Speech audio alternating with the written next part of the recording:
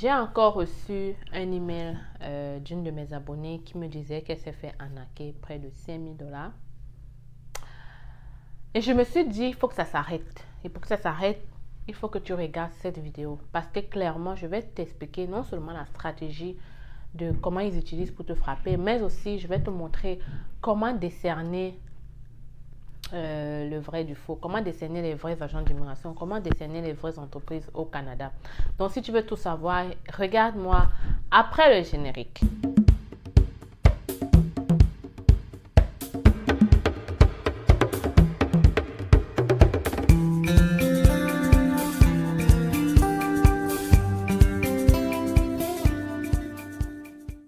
Alors mon futur Canadien, j'espère que tu vas bien. J'espère surtout que tu passes une très belle journée. J'espère que tu vas bien. J'espère surtout que tu passes une très belle journée. Comme je t'ai dit, je suis là aujourd'hui pour te parler de comment reconnaître les faussaires, les arnaqueurs en termes d'immigration au Canada. Vous savez, le Canada est un peu comme l'Eldorado en ce moment. C'est d'ailleurs le premier pays, a été nommé le premier pays du monde. Donc beaucoup de personnes, c'est maintenant qu'ils commencent à apprendre sur le Canada et c'est maintenant que tout le monde veut voyager au Canada. Donc, beaucoup de personnes, sachant cela, utilisent donc diverses stratégies pour prendre de l'argent à des personnes qui, malheureusement, ne cherchent qu'un avenir meilleur pour leur famille et pour leurs enfants. Alors, avant de continuer, je me dois de me présenter. Si c'est la première fois que tu me découvres, je suis Stell Difac. Arrivée au Canada, ça fait déjà 8 ans. Alors, je suis venue comme étudiante. Aujourd'hui, je suis résidente permanente. Si j'ai créé la chaîne C'est Facile, c'est pour te permettre à toi aussi de réaliser ton rêve canadien. Alors, dans la chaîne, je parle de l'immigration au Canada. Mais j'ai créé une autre chaîne, La Pause, où je te parle de l'investissement et de l'entrepreneuriat au Canada. Alors, va aussi t'abonner sur ma chaîne La Pause si tu veux mieux connaître le Canada sur plusieurs autres aspects financiers, par exemple. Alors, important donc de t'abonner sur cette chaîne. C'est facile, c'est vrai, aujourd'hui je te parle des arnaques, mais habituellement, je te montre toutes les stratégies pour trouver de l'emploi au Canada à partir de l'étranger. Je te montre aussi tous les différents programmes d'immigration. Je ne suis pas agente ni consultante d'immigration. Mon rôle, le rôle de la chaîne C'est Facile, c'est de partager avec toi ces informations qui se trouvent dans les sites de l'immigration du Canada afin que tu puisses toi aussi en bénéficier. Quand il y a un recrutement, c'est facile que vous avez rapidement l'information. Donc, plusieurs personnes ont déjà bénéficié de mes stratégies et de mes conseils. Ils sont déjà en train de vouloir voyager pour le Canada. Il faut regarder juste les posts que je fais récemment, les gens qui ont été pris à destination au Canada et bien d'autres choses. Alors, abonne-toi si toi aussi tu veux être le prochain. Ok, cette vidéo, c'est pas trop vidéo, il faut rire. Voilà pourquoi parfois je suis un peu comme ok. Mais bon, je suis très attristée à chaque fois que je reçois ce genre de messages. Et je suppose qu'il y a beaucoup d'entre vous qui se sont déjà fait arnaquer parce qu'ils souhaitaient venir au Canada. La première chose que tu dois donc faire pour vérifier si la personne qui discute avec toi est un vrai, c'est que il faut d'abord connaître les lois. Ok, en termes d'immigration au Canada, les seules personnes réglementées à prendre ton argent pour faire tes papiers pour le Canada, ce sont les consultants d'immigration avec un code d'agent d'immigration valide. Parce que oui, il y a des personnes qui ont eu ce code dans le passé, mais qui ont été bannis de la liste des agents ou des consultants réglementés en matière d'immigration au Canada. Donc, pour obtenir cette liste-là, très facile, je vais avec toi dans le site du Canada, de l'immigration Canada. Comme tu as vu, il y a cette liste et puis très facilement, comme ça, c'est possible pour toi de mettre le nom de la personne et ensuite de valider si la personne est oui ou non un agent d'immigration. Comme exemple, on va prendre Sarconi Immigration, cabinet d'immigration que j'ai présenté hier dans ma vidéo sur les bourses du Canada. Et on va taper le nom de la personne qui est derrière, c'est Boris. Donc, je vais taper Boris et je vais voir si Boris apparaît. Oui, il apparaît. Est-ce que son code est encore valide? Est-ce qu'il a encore le droit de faire venir des gens au Canada? Si oui, alors c'est déjà une bonne chose. Tu peux continuer l'étape prochaine. Maintenant, il faut aussi savoir qu'il y a des gens qui peuvent utiliser les noms parce qu'ils savent que vous allez aller regarder dans quand tu vas leur demander, parce que ce que je veux te dire, c'est que il faut demander à cette personne, ok, tu viens me voir, tu es un agent d'immigration, quel est ton code d'agent d'immigration? La plupart des agents sérieux mettent toujours même ça sur leur panneau publicitaire ou alors sur le spot ou quelque chose, ils mettent toujours leur code d'agent d'immigration. Alors, si la personne te dit oui, je suis un agent d'immigration, demande son code d'immigration parce que, comme je dis, ils sont les seuls à prendre de l'argent pour pouvoir aider dans tes projets d'immigration. Ton frère peut t'aider, ta soeur peut t'aider, n'importe qui peut t'aider à remplir tes documents en ligne. D'ailleurs, il y a un formulaire que cette personne doit remplir en disant je suis le représentant, oui, j'ai aidé. Maintenant, les seuls à prendre de l'argent pour faire les dossiers d'immigration, ce sont donc ces consultants d'immigration. Parce que ces personnes-là ont suivi la formation ici au Canada. Pour ceux qui ne savent pas, pour devenir agent, tu dois aller suivre une formation. Avant, c'était plus facile, mais avec tellement de malfrats dehors, ils ont durci les choses. Et maintenant, pour suivre cette formation, il faut, je pense que c'est le niveau baccalauréat qui est en fait la licence dans notre pays. Donc, il faut aller à l'université. Avant, tu arrivais au Canada directement, tu pouvais faire ton DEP, je pense que c'était 1 an. Et après, tu pouvais te dire agent d'immigration. Maintenant, c'est un peu plus difficile parce qu'ils se sont rendus compte qu'ils prenaient n'importe qui là-bas dedans. Et les gens ont vraiment abusé de ce nom-là. Donc, toi qui me regardes, mon futur Canadien, va dans le site directement comme je viens de faire avec toi. Très facile, tu tapes le nom de la personne et tu vérifies si réellement il est réglementé à faire venir des gens au Canada. Deuxième stratégie maintenant, au cas où c'est une entreprise qui est en train de te parler. Par exemple, je vois beaucoup d'entreprises qui se disent entreprises du Canada et qui font des soi-disant recrutements à chaque mois pour faire venir des gens. Soyez un peu sérieux. Soyez, je ne sais pas, quand vous voulez immigrer, j'ai l'impression que vous prenez vos cerveaux et vous mettez de côté et vous arrêtez de réfléchir. Ce n'est pas comme ça, les amis. Une entreprise ne peut pas être en train de vouloir recruter à chaque mois de l'année. Ce n'est pas possible. Où vont ces gens-là? Où vont ces gens-là qu'ils recrutent? Ils partent travailler où? Qui va leur payer? Même si il va te dire que non, c'est une grande entreprise, soyez réaliste quand même. Même quand vous voulez donner votre argent, soyez réaliste. Réfléchissez un peu. Le problème avec vous, c'est que quand vous parlez d'immigration, ça va. Vous ne réfléchissez plus. Vous donnez juste votre argent sans penser. Alors, toute entreprise au Canada doit faire partie dans le registre des entreprises. En fait, le registre des entreprises, c'est là où il y a toutes les entreprises enregistrées au Canada. Et donc, une entreprise ne peut pas vous recruter s'il n'est pas enregistré au Canada. Parce que pour vous recruter, il faut qu'il soit une entreprise réglementée au Canada. Et pour être une entreprise réglementée au Canada, son nom doit apparaître dans ce registre des entreprises-là. À partir de ce registre, vous pouvez même savoir qui est le propriétaire. Donc, si quelqu'un avait même pris une entreprise comme ça et qu'il avait menti, et après, maintenant, on te donne un autre nom, tu peux savoir. Tu peux savoir qui est le propriétaire de l'entreprise, qui est même la secrétaire. Est-ce que c'est une entreprise incorporée? Est-ce que c'est une entreprise individuelle? Tu peux savoir si tu vas dans ce registre d'entreprise et que tu cherches avec le nom de l'entreprise. Alors, 2 questions à poser quand quelqu'un vient te voir. Je suis une entreprise qui recrute au Canada. Donne-moi ton nom d'entreprise. Donne-moi le propriétaire de l'entreprise. Avec ces 2 noms-là, tu t'en vas dans le registre des entreprises et tu fais des recherches pour savoir si ce qu'il te dit, c'est la vérité. Maintenant, une fois de plus encore, les gens sont très stratégiques quand ils veulent vous frapper. Ils ont une longueur d'avance sur vous. Vous comprenez? Donc, ils peuvent même te donner une fausse entreprise ou un faux nom. Mais fais des recherches, entre à profondeur, va dans leur site internet, lis pour essayer de déceler s'il n'y a pas quelque chose de bizarre à l'intérieur. Comme là, tantôt, j'ai aussi reçu un autre email d'une personne qui me disait « J'ai été embauchée ». Sachez que tous les postes que je fais ici des gens embauchés, c'est que j'ai d'abord vérifié l'entreprise et j'ai confirmé que c'est vrai. Donc la personne m'a dit j'ai été embauchée par telle entreprise, voilà. Donc j'ai pris le nom de l'entreprise, je suis allée vérifier et puis j'ai directement su que c'était faux, archi faux. Parce que tu entres dans le site et tu comprends directement que cette entreprise-là, ça va pas là. Ça va d'abord le nom. Je vous assure qu'il y a des noms qui prêtent à confusion. Il y a des noms qui te disent directement que non, ça ne marche pas. Des gens qui veulent toujours, dans leur nom, faire comme s'ils ils travaillaient. Et une autre chose aussi, il faut savoir qu'il n'y a aucune entreprise, des gens qui vous disent, je suis en relation avec l'Immigration Canada, nous sommes en étroite collaboration. Ce ne sont pas eux qui vous donnent les visas. Il ne peut pas avoir une entreprise qui soit en étroite collaboration avec l'Immigration du Canada.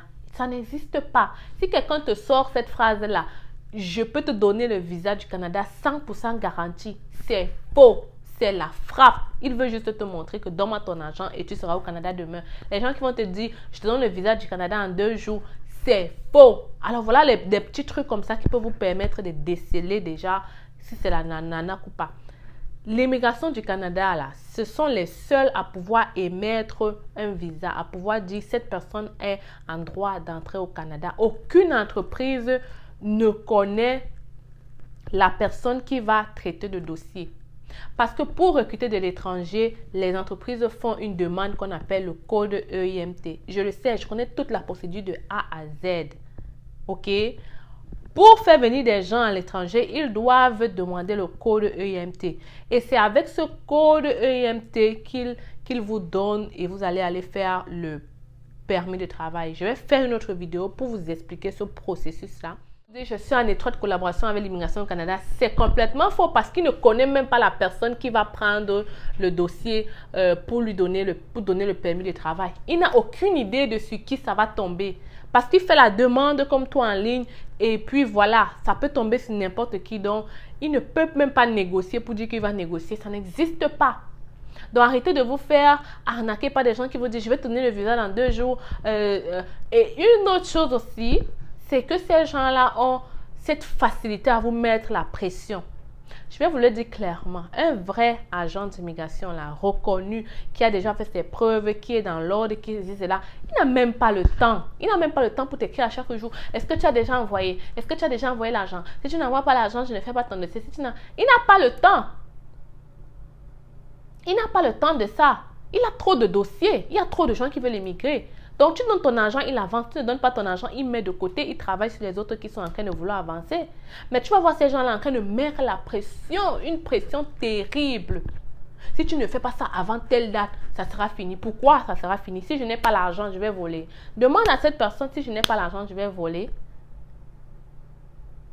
Donc, les amis, ce que je vais te dire aujourd'hui, première question que tu poses, il y a 2 différentes possibilités. Je suis un agent d'immigration, demande son nom et son code d'argent. Je suis une entreprise, demande le nom de la société et va vérifier dans le registre des entreprises.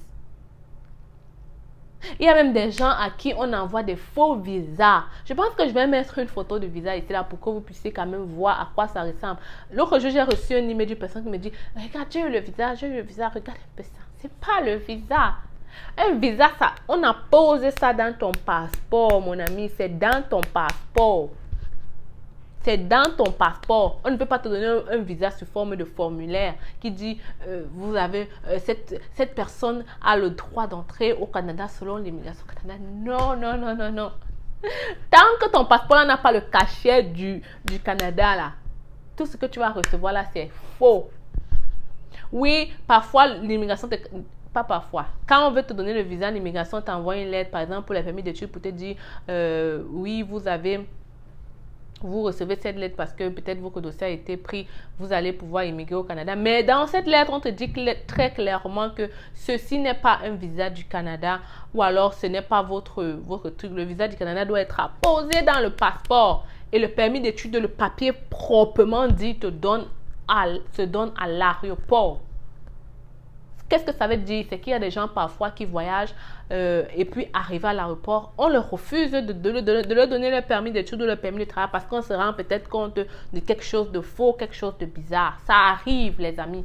C'est pour te dire que la personne là qui t'envoie un formulaire là, en fait, peut-être que je dois mettre les photos de à quoi ressemble un permis d'études, un visa, pour que vous puissiez quand même savoir la prochaine fois qu'on vous envoie un formulaire bizarre. Les formulaires là sont souvent tellement bizarres, les amis. En tout cas, je suis en même temps écœurée, mais ça me fait rire parce qu'il y a souvent beaucoup de choses très facile à déceler, mais les gens n'arrivent pas. Parfois même les gens m'écrivent, je leur dis non, ton histoire là n'a pas l'air vraie. Mais il a tellement envie de voyager qu'il te dit, il te revient avec la même question, la même question. Je suis souvent comme, ok, si tu veux donner ton argent, vas-y. Vas-y. Je pense que quand tu auras donné et que tu vas voir que c'est la frappe, ok, tu vas rester tranquille. Donc, s'il vous plaît, faites attention. Comme je disais tantôt, une entreprise vraie là ne doit pas passer son temps à recruter à chaque jour de l'année, à chaque mois. Ça coûte cher. Ça coûte cher faire venir les gens, ok? Ça coûte cher. On va te parler d'une entreprise qui recrute 2000 personnes. 2000 personnes. Vous saviez combien ça coûte pour faire une demande de code EIMT pour chaque travailleur qui vient au Canada? Pour chaque travailleur qui vient au Canada, c'est à peu près 3000 $ qu'il doit dépenser pour chaque travailleur pour faire une demande de code EIMT. Donc, si à chaque mois, il vous dit recrutement dans leur page Facebook, etc., recrutement de 2000 employés en ceci, le mois prochain, recrutement de 2000 employés à cela, il faut déjà comprendre que c'est faux. Où vont ces gens? Ils vont travailler où? Qui va leur payer? Qui va leur payer? Vous croyez que l'entreprise là, c'est quoi? Même Amazon, je ne pense pas qu'ils recrutent ainsi. Une autre chose très importante, on ne recrute pas sans faire l'interview. Moi, je vois souvent des gens qui me disent, j'ai été recruté. Tu as passé l'interview quand? Jamais. Mais une entreprise sérieuse va te recruter sans passer une interview. Une entrevue. Pourquoi? Le but, c'est que tu viennes pour travailler, que tu aies des compétences et tout. Mais comment est-ce qu'elle fait pour savoir si tu as ces compétences si elle ne te passe pas une entrevue? Voilà une première cloche qui doit sonner dans votre tête. Il faut d'abord passer une entrevue. Ça va même te permettre de voir l'interlocuteur et après d'aller encore faire des recherches.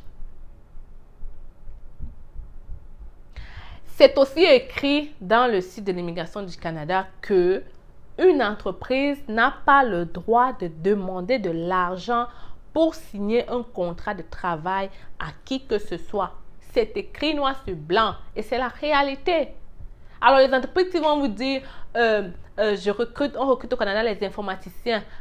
Après quand tu finis d'écrire, on te dit, ok, vous avez été choisi, c'est 4000 $. Vous pensez que c'est... Je vous dis la vérité. On te dit tu as été choisi, c'est 5000 $. Juste comme ça. 5000 $. Sachez donc qu'une entreprise n'a pas le droit de demander de l'argent pour signer le contrat de travail. Il vous dit que vous avez été recruté. Ok, il signe le contrat de travail. Parfois même d'autres vont jusqu'à signer un contrat de travail. Et ça ne sert à rien de signer un contrat de travail d'une entreprise qui est fictive. Donc, une fois de plus, important d'aller vérifier si l'entreprise existe vraiment, de vérifier les propriétaires, d'aller faire des recherches sur Internet, d'aller faire les recherches sur Facebook du propriétaire, d'aller même faire les recherches de la personne sur LinkedIn.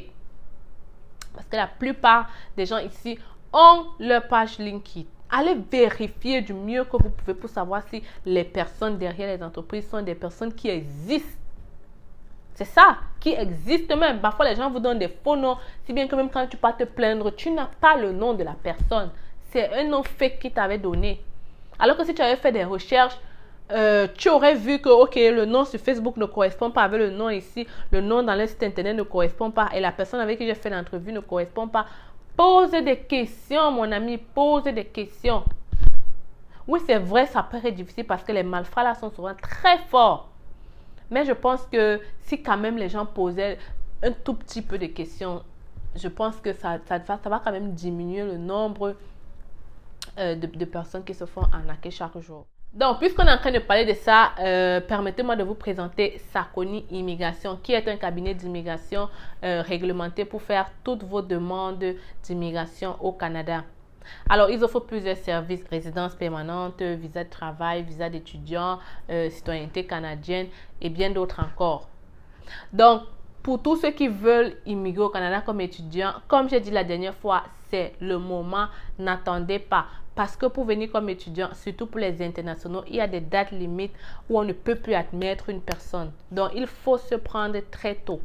Contacte donc rapidement Sakoni Immigration en remplissant ton profil et je pense qu'il y aura quelqu'un pour te répondre. Donc, on a fait les recherches pour toi et oui, la personne est derrière ça est reconnue pour faire venir les gens au Canada. L'immigration est une entreprise et non pas un organisme. Donc, bien évidemment, vous aurez compris qu'il y a des frais à tout cela. Et pour connaître donc leurs frais de consultation ou alors les frais de dossier, va remplir ton profil dans leur site internet. Et c'est même à partir de ce profil qu'ils pourront te diriger vers un programme d'immigration qui est mieux adapté à ta personne.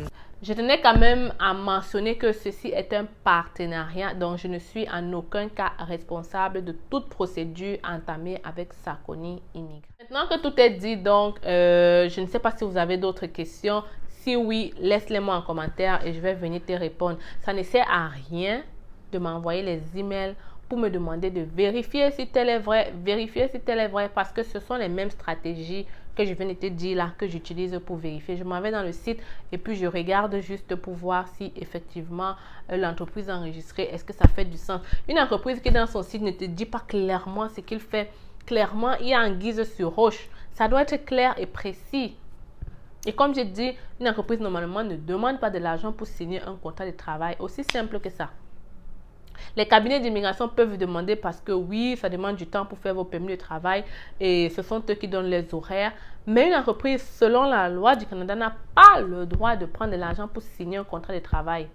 Et les vraies entreprises, même, c'est comme ça qu'ils marchent, c'est comme ça qu'ils fonctionnent. Ils ont leur cabinet d'immigration et peut-être c'est un travail avec des agences de placement.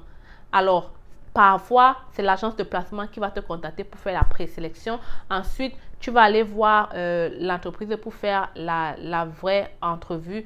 Et après, c'est terminé. Tu vas commencer à envoyer tes documents. En aucun moment, avant de déposer ou faire quoi, tu as demandé l'argent. Le cabinet d'immigration en relation avec l'employeur ou l'agence va donc maintenant te demander l'argent, mais pour faire ton dossier d'immigration pour venir au Canada, pas pour te signer un contrat de travail. Habituellement, c'est comme ça que ça fonctionne. Tout est clair. Et les personnes qui discutent avec toi, les personnes qui t'écrivent un mail, tu es même capable d'aller dans leur LinkedIn ou quoi que ce soit pour voir leur nom et voir leur photo, leur visage et même voir s'ils ont même mentionné qu'ils travaillent dans cette entreprise-là. Donc, c'était dans l'instant, c'est facile. Je pense que j'ai tout dit. Vraiment, j'espère que vous n'allez plus vous faire arnaquer. Il y a même des gens qui utilisent mon nom pour vous arnaquer. Et comme j'ai dit, je ne suis pas agent d'immigration. Je ne fais pas de dossier d'immigration. Même si je voulais, je ne peux pas. Je n'ai pas le droit de le faire et je ne le ferai jamais.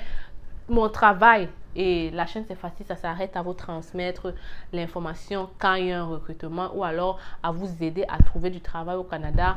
Mon travail s'arrête à vous faire le CV canadien parce que si tu ne sais pas, oui, j'offre des services pour faire les CV canadiens et très bientôt d'ailleurs, je vais offrir des services pour faire des lettres de motivation. Je n'avais pas commencé avec les lettres parce que je trouve que ça demande beaucoup de temps. Donc, contacte-nous à l'équipe, c'est facile, à commercial.yahoo.com si tu veux aussi qu'on fasse ton CV canadien. Alors, c'était l'instant, c'est facile. Toujours content de te parler. On se retrouve très bientôt avec une autre vidéo. Ciao!